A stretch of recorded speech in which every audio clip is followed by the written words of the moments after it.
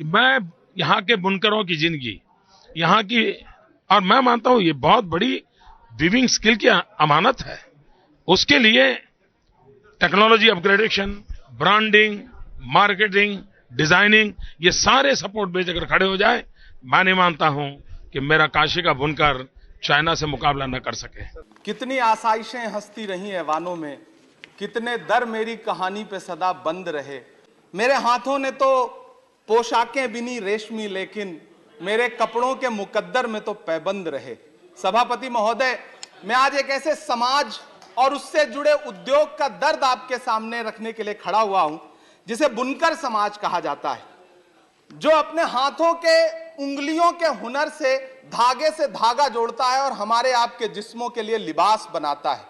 मैं एक ऐसे उद्योग का दर्द आपको सुना रहा हूं जो कृषि के बाद इस देश में सबसे ज्यादा रोजगार सृजित करता है। चाहे महाराष्ट्र का भिवंडी हो, मालेगांव हो, इचलकरंजी हो, उत्तर प्रदेश का बनारस हो, मऊ हो, मुबारकपुर हो, टांडा हो, मेरठ हो, इलाहाबाद का मऊआयमा हो, मध्य प्रदेश का बुरहानपुर हो, बिहार का भागलपुर हो, तमिलनाडु का सेलम हो, त्रिची हो, या फिर आंध्र प्रदेश का गुंटूर हो, इन तमाम शहरों में लाखों परिवारों के घर का चूल्हा जिस उद्योग की बदौलत जलता है, वो उद्योग आज बदहाली का शिकार है। सभापति महोदय, पूरी टेक्सटाइल इंडस्ट्री में 60% लगभग कंट्रीब्यूशन पावर लूम इंडस्ट्री का है, लेकिन सरकार ने इस इंडस्ट्री को यतीम छोड़ दिया है, बेसहारा छोड़ दिया है।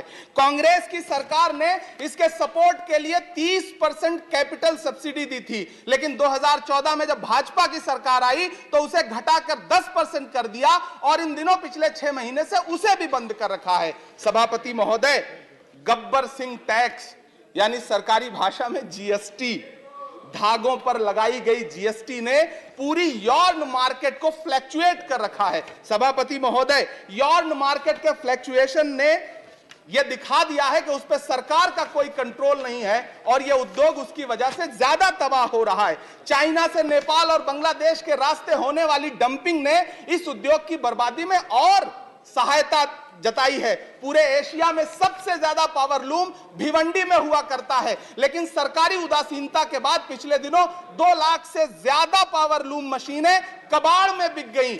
सभापति महोदय, जिस बनारस में कभी करघे पर बैठ करके कबीर दास जी झीनी बीनी चदरिया बुना करते थे, उसी बनारस में आज बुनकर भाई ईंट भट्ठों पर काम करने के लिए मजबूर हो गए हैं। अंत में सभापति महोदय, मैं आपसे कहना चाहता हूं कि करघों के धागे टूट रहे हैं, मशीनें कबाड़ में बिक रही हैं, पावर लूम को सप्लाई होने वाली बिजली के बिलों का बोझ इतना भारी है कि बुनकरों के कंधे टूट रहे हैं। जीएसटी लगा करके सरकार ने उनकी कमर और तोड़ी है। सरकार ने जीएसटी की, आखिरी बात कह रहा हूं सभापति महोदय, सरकार ने जीएसटी की लिमिट 20 लाख रखी है। मैं अनुरोध कर रहा हूं, मांग कर रहा हूं कि जीएसटी की लिमिट कम से कम 50 लाख की जाए, इस उद्योग पर मरहम लगाया जाए, सस्ती बिजली दी जाए।